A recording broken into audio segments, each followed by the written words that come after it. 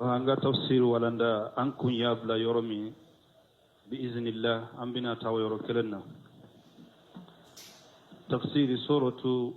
الأنبياء أمبودي كونو أمبنا ولني آياتان دورناي أعوذ بالله من الشيطان الرجيم وما خلقنا السماء والأرض وما بينهما لاعبين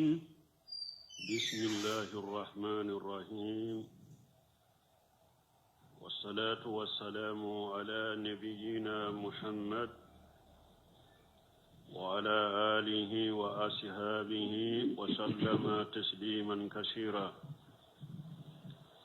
سبحانك لا علم لنا إلا ما علمتنا إنك أنت العليم الحكيم أستغفر الله الذي لا إله إلا هو الحي القيوم وأتوب إليه اللهم انفعنا بما علمتنا وعلمنا ما ينفعنا وزدنا علما آمين آمين يا رب الله biye sibiri suye hijriya bakele ani kemenani ani binani ani fula shaharu sawal minye hijra sankalo tanna bisu nyomugani nani nay milari nasarau ka jate bafula ani mugani kele sankalo worona bisu nyo durunay ambe bako jikorni golofula masjidi salamu kono أعوذ بالله من الشيطان الرجيم وما خلقنا السماء والأرض وما بينهما لاعبين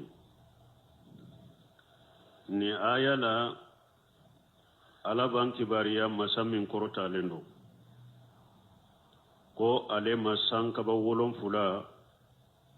ani duguma ko wolon fula ani min bu ni nyogonche ko ale muda tilunke kama وما خلقنا السماء والأرض ala ko ale ala masan kaba da ama duguma kolo da وما بينهما min be sanni duguche ale muda la ibina tilunke laye udarani sobede udarani chinyade udarani tilenyade liyajzi alladhina asaw bima amilu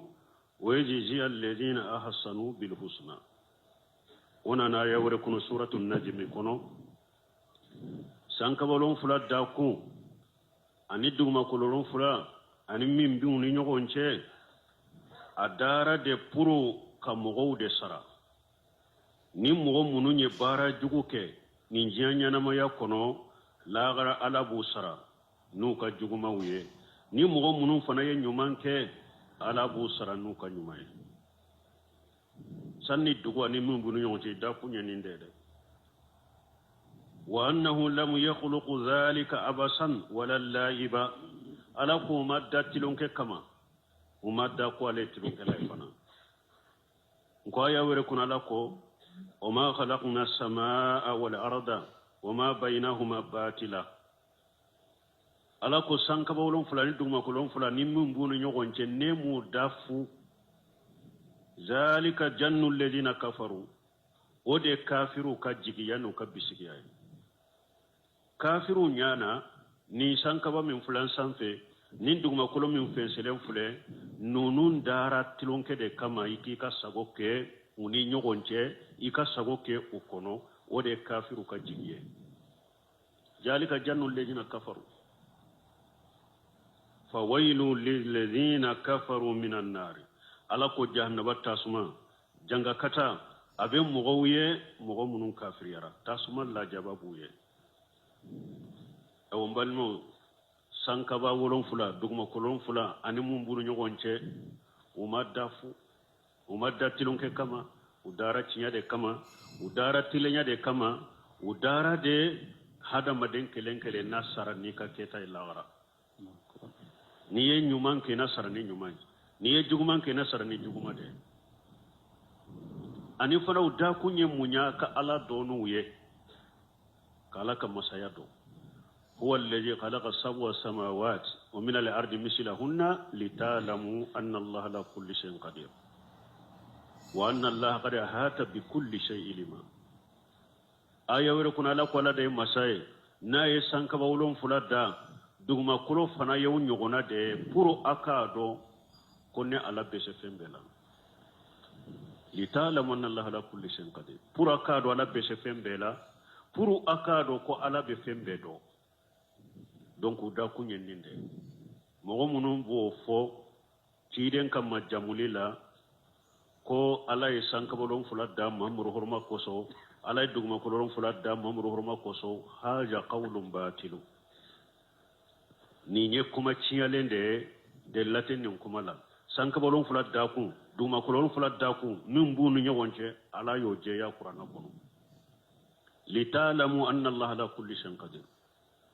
udda kunyere akala ka shebaya de do ana yira wula ko ala kelempew de kanka bato foy kana faraka aha لو أردنا أن نتخذ لهوا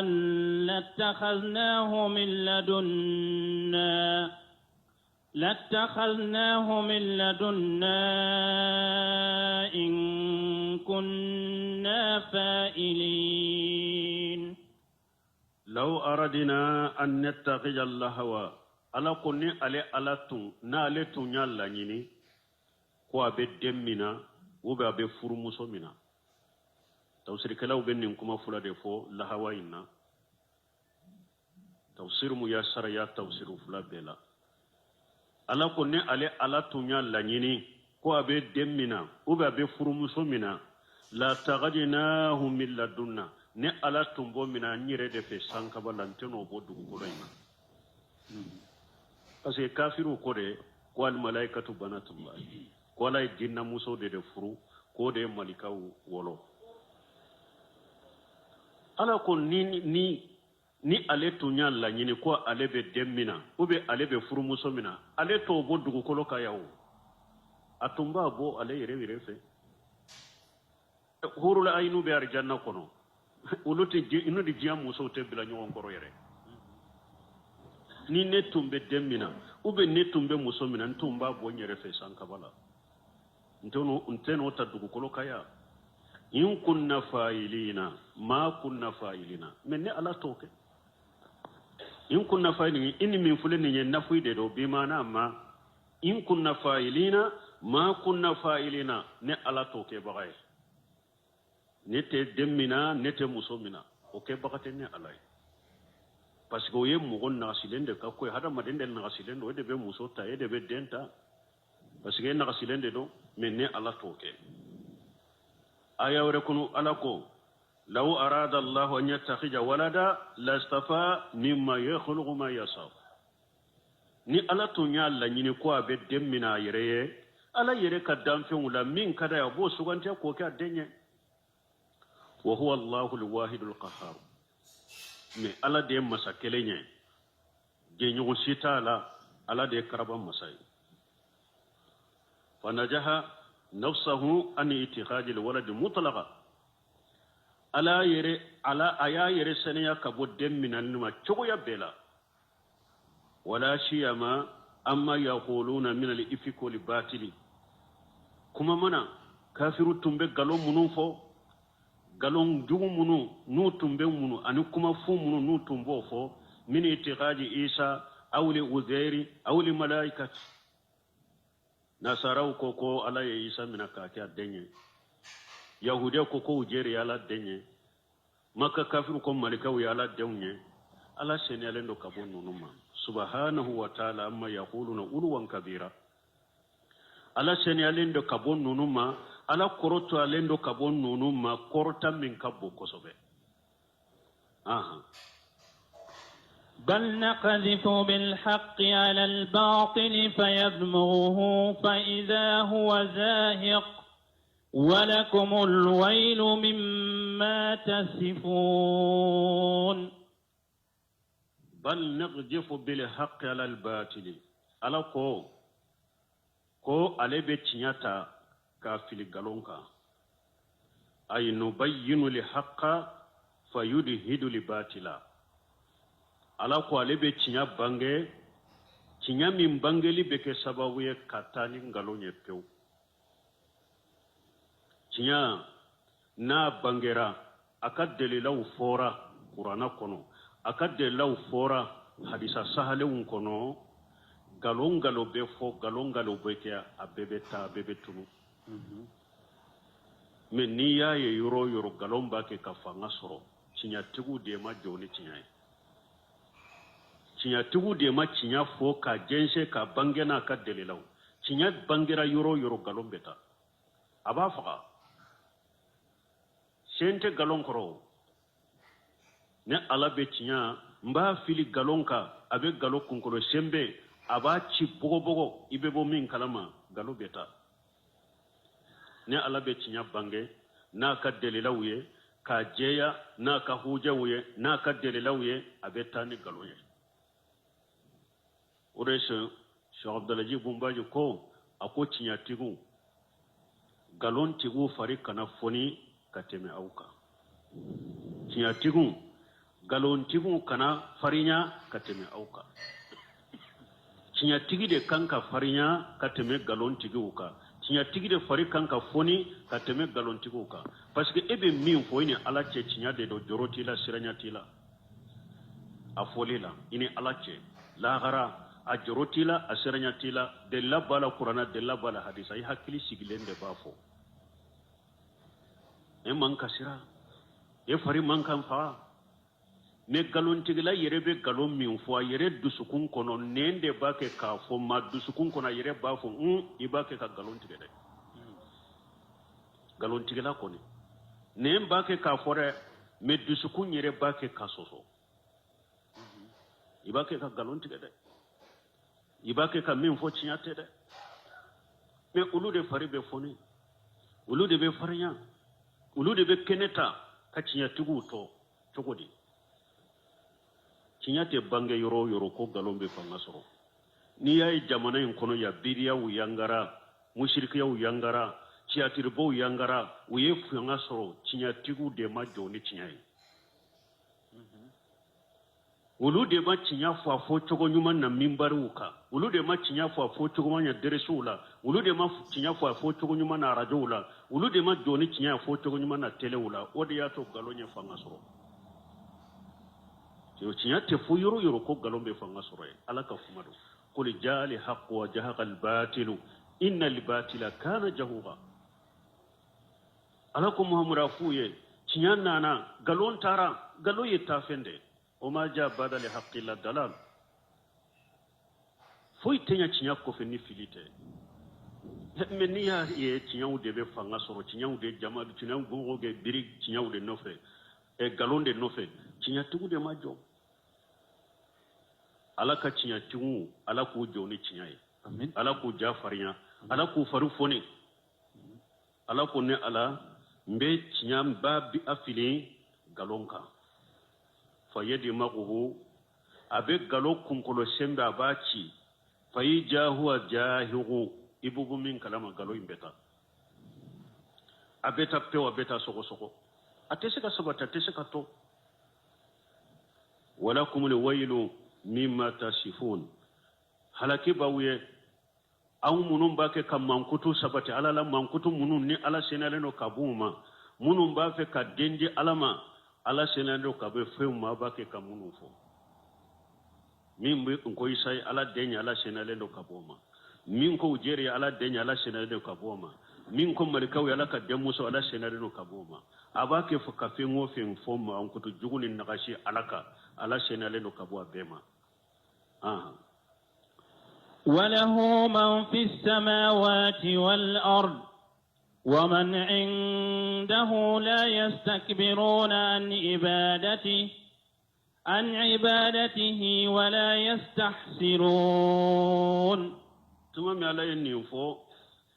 أنا ننكباريا ملكيو كجونيا علي أني ملكيو وكبتو سوني تلي نوبي على بطو لنوتي شكي alako lahum man fi samawati wal ard alako fengo fembe sankaba wolon fulala fiŋo fe danfe be duguma koloron fula la ala le ta ya be ale de ya bedda ale de kam marabba beka ale de kala tige ba birabola abbe konya be ala de bolo o mani indahu ala ko munum be ala fe malika munum be ala fe la yastakbiruna ni ibadati wulutu yere bonya ala batoma malika munum be ala fe sankabala utu yere bonya ala batoma wala yastahsiruna uteshege fana malika uteshege batola utella fu uteshege ala ye mimbila minna ebo keni kuraji ni fangale segente la fute bara inte tigu bolo sunu tile la yasuna allah ma amarahum wa yafaluna ma yumaruna malika ute ala soso ni ala wulu nyamara ni minye ku ka ka ubake ute ala soso wa yafaluna ma yumaruna ala yu nyamara fe ngo fe ubake malika yere bonyate wulu fe segentu fe bato te tige wolo ala yulu bila bato minutu yere bonyama ubake ute sege fana bato inte tige fana ala min bila bato mina ebo kade doro aha يسبحون الليل والنهار لا يفترون يسبحون الليل والنهار ملكو بالله سبحانه لا يفوسون التلي لا يفترون أتتجه وتشجع بتوين تنتجه يا رفلا كو ولا يستهسرون وتلاف بتوينا ni yusabbihuna al-layla wan-nahara ubi ala subhanahu la fosuni tile wala yafturuna batun tettibu bolo suni tile ubi ala subhanahu fola tettike yere bonyate la fute batottige lite أم اتخذوا آلهة من الأرض هم ينشرون أم اتخذوا آلهة من الأرض ألا قبلا مكة كافرون أو يه باتو فنورو دي من الدقو كلوكا النابي ولو باتو كوفر على كوا هم ينشرون باتو فنمون بشكا سون ينما يرلاغرا يالا ألا قوا أو يه باتو فنمون من كو باتو كفر على كوا إسكا بشكا سون ينما ير وتسكا سون ينما ير mana uye bato fem mina ko bato kafar alaka bato fem munun pese ka sunya na maya foi to bolo mi sayata bolo nyana maya ta bolo garjage ta bolo ego bato be mun nafa kuma la nyine yode ay hum yahayuna al-maut wa yansurunahu min al-ard aw baka kamunun bato yali be sika sunya na maya baka hada madenya na maya ka abilajiya kono ube se ko kya wote se ko ke donc wala ya yira mushriku ye bato fe munun mina kafara ala ka bato fe na gasile unde do saya tu bolo nyana maya tu bolo te sika hada made faga wote sika mo nyana maya la gara nyana male tu bolo saya tu bolo fe na gasile unde na ni fe ndesele أو يودم من قبة كفر عليك لو كان فيهما آلهة إلا الله لفسدتا فسبحان الله رب العرش عما يصفون وكف على بنان كباريا كو عليك مرا سانكبولون فلا دوما كلولون فلا مرالي نا يا سرو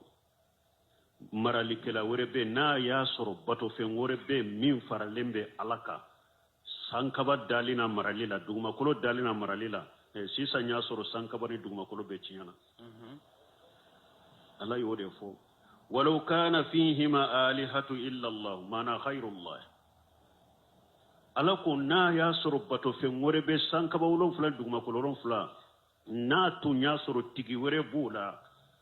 minte alaye la fasadata sankabani duguma kora ufula betum bechinya me ni ya ye depiala sankaba wolon fula da kaduma kolo fula da ni mimbu ni nyogonche foi machinya ula de fo shima ye ula tigi kelende bula minya alai ni tigi fula tumbe sankabari dugukolo ina fula tumbe cinya parce que tigi fula ute be wulaw ute se kabbe do ba fe ni kelen ko anka kete kelen maso doro min ka hakilina mata yere bonya be se kota emi so na ko aka kete ale maso aka kete nyogon sama sama bena na fana nyogon sama sama doro maralila nyogon sama sama kera doro sankabolon fana duma ko fa bebe cinya aya misala ya le jinya kono ke ni ewa jamanaw fama kelen tula ni du tigi kelen tala jama fe ni tigi kelen tala abenyawa abet be cinya de me har jinya marafin fule marafin na be bolo kelen de la tigi kelen de bala o be me kasoro tigi kelete minna donc ala ko sankaba ani duguma kolon na ya soro tigi were tigi fula de bula wute masa kelen bolo te tigi kelen bolo sisa nya soro fula be ciana parce que wute na be wala kelen ni kelen ko akate kelen ko akana kete doro nyogo sama sama bena en ni nyogo sama sama fana nana min fanga bonyana min ta be ke wotai ube ni ulube ukakele bambali ne fe ne be bo min kala masanka bolo funa dum abebe cinya ngolo fa subhanallahi rabbil arshi senabi alaye la risitigi ala amma yasifuna senabi alaye ala senario kateme kabo fenna femunu ni awbufo لا يسأل عما يفعل وهم يسألون نايا ميامبورا لا نيغونا نانا يوري كونو ما تغج الله من ولد وما كان معه من إله على ما دمنا اوا تيغي وري فنا باتو فين وري فنا فرالنتي علاكا إيجا ناتو نياسرو باتو فين وري فرالنبي علاكا لا جهاب كل إله بما خلق باتو فين كلين كلين تيجي اوا على كلين كلين بيتم بيتاتا na ya suru sankabolon fulan duma wala anali do fen bato fen wore de jende mbala nyogon sama sama bena bebi tata nimba tata wala ala baduhum ala badu adobe ube keleke adobe do sanfela soro ni minye sanfela soro ube fen oba beta subhanallahi amma yasifuna donc senabi alayka bo fenna aw be man kutu munufo ko dembe ala bolo je nyogombe ala lawo ala senare no katebe kabonni mbela wo ko fe ala ko wala yushalu amma yafal wa hum yushalun awa mo site ala nyininka ko munna yenninke ala te nyininka wa huwa al hakim alladhi la muaqiba li hukmihi ala de kiri masay no mina bagati ala ka kiri la ولا يعترض عليه أحد مغشيت سكا بلمي على أكاكيتلا لأجمته وجلاله وكبريائه على كبنيا أنا كفرطة سببولا أنا كدوني سببولا أنا كحكمة سببولا أنا كتلنيا سببولا أنا كهنا سببولا نينان كالبغتي على لا na ye min kiri chogomi o chogodele na ye min fo chogomi o chogodelo na ye min ke chogomi o chogodelo mo site ala nyinen ka ko mun na yellen ke nyinen kali bakati ala la mais hada madew dan few ala be aw nyinen ka wa hum yushalun dan few ala de be aw nyinen ka me fente ala nyinen ka nyinen kalite ala mo goni ala cede ka fo mun na la yennin fo mun na ala yennin ke mun na ala yennin kiri ote ala ni dan fence nyinin kali bagata la mais ale de be ben nyinin kay ka fota ni ka ketala wa hum yashalun ay huwa sha'ilu khalqahu amma ya'malun ala de ba ka dan fi nyinin ka u ka barawla da ka dan fi ni bara munun ke ala de ba ka dan fi nyinin ka ka barala anana aya kono fa warabbika lanishalannahum ajmaina ala ko muhammadun kal ni tigi alay ne ala ben ka dan fi ben nyinin ka qiyama keneka ajmaina abe ikera shehu ye ikera maba ikera woliju ye ikera mugo sugu sigala de be enyininga ko qiyama do eni damana drapo de do ube qiyama do eni ka e wakalande unde do en qiyama do bi ka kalande unyede nyinin kalita le be ti do arjanna kono abe kuma fu ani kuma lankolo ala de be benyinin ka qiyama kenika ajmaina amma kanu ya'malun fa wa rabbika lanashallannahum ajma'ina amma kanu ya'malun ala kun kalna itigi alai muhammadu ne ala ben ka danfe be mba ben nyininka uka ketala utumbe bin nyininka mbu nyininka bela parce que don fule nimma bayani ni shegoya dobe togoya dobe woni ju bolo ko le yakhinu bal fana ko ni shera o degere ma ko nyininkalite e kallara ko woli ju degere bu bolo ko ni woli ju ka woli ya shera o degere ma ko e ka ko banaji ko foitini e lache ko be mo wore de defa me e ka ko bana ko ala te wulu nyininka e ma wode ya to o be junubu kelu wula uti hari shira uti joro ko wulu be mo wore de e wa bolo da mo wore de kunkolo ka ki bolo da dishi ka ki ka junubu ya fa me wulu ta bana junubu te wulu la wulu shira degere malati wulu nyininka ala de fule ka fo ya ko wallahi na le kalnani muhammadu tigi ala na le kalina na yere ko ale be damfen be nyininka ika ketala be la ne shala no majma ci de wunyirin kana yero miyo wala ne shala na lejina ursila ilehum wala ne shala na mursalina ci de wunyere be nyininka yero miyo e hada maden sem fuluni ika junubu mi nikasabe junubu la mote sega gerela ide te sega nyininka be nyininka eni ka junubu nikasabe junubu la mogo dobe o bafo sego bafo walijun kilo tan bina che kilo mogo ba kasame ci de wunyininka yero me de te nyininka nyogo halakini nyogo negaye ala be benyini ka qiyama keneka ikafota ni ka ketala amma kanu ya'malun wa hajihi ka qawli ta'ala huwa yuziru wa la yujaru alayhi ala de be mugo tanga mugo sitese ka fo ko be ala koloshi laka koloshilina ala ka tangali de be beka mugo sitese ka fo ko e kiriba ala ka ko e be ala koloshi be ala tanga aha أم اتخذوا من دونه آلهة قل هاتوا برهانكم هذا ذكر من معي وذكر من قبلي بل أكثرهم لا يعلمون الحق فهم معرضون أم اتخذوا من دونه آلهة بل اتخذوا ألاكم مكة كافر أني كافر به مشرك به ألاكم أو يبتو في ورود منا قولوا بتو كفر ألاك قل ما مرافوه هاتوا برهانكم مغو يمشركي يبي فلان كفويا منا ألاكم تشيرين كافوه كم مشركي به مغو يفين ورود بتو كفر ألاك هاتوا برهانكم أين أنا كدليل aye munun fara alaka aye nana ka delilay minye jinna de fara alaka nani ka delilay ke minye wokilenu de fara alaka nani ka delilay minye malika de fara alaka nani ka delilay minye nabiyuma de fara alaka nani ka delilay minye wolijinu shaykhuni ma bare fara alaka hatu burhanakum aye nana ka delilay ke delabe jombolo ni mushrik yala delabe jombolo aye nana ka delilay hada dhikru man maya awa mugo munu fara lemben ka ciden kam manto mugo munu fara lembo ko no ka hakili jigi fen fule minye qur'anai fulan ka foya ta kono haja zikru man mai mugo munu fara lembe ka ulu ka hakili jigi fen fule minye qur'anai fulan ka foya ta kono wa zikru man qabli mugo munu fana temena nye ulu fana ka hakili jigi fe minye tawretai minye linjila o fana ka kibariya fule abimbolo fulan ka foya to kono awu ye fulan ka foya tami ka fengore bato ka farala ka mushrikiyate tawreta kono mushrikiyate injila kono mushrikiyate qur'ana kono bun kasiri ko la nyini ye munyenni ayala ako hada dhikru man ma yani alquran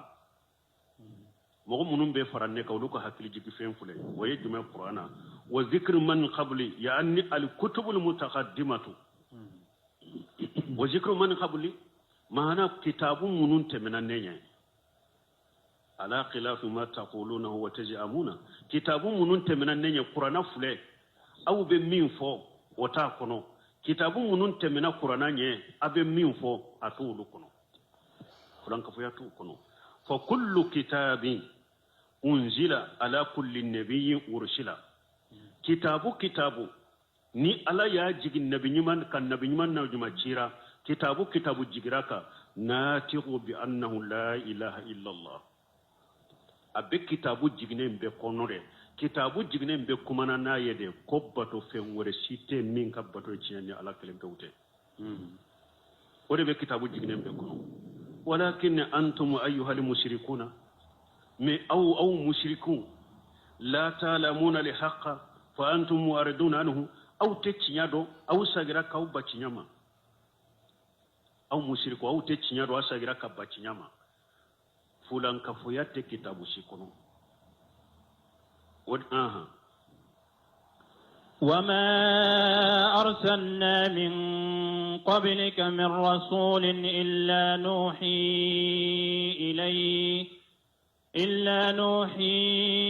إليه أنه لا إله إلا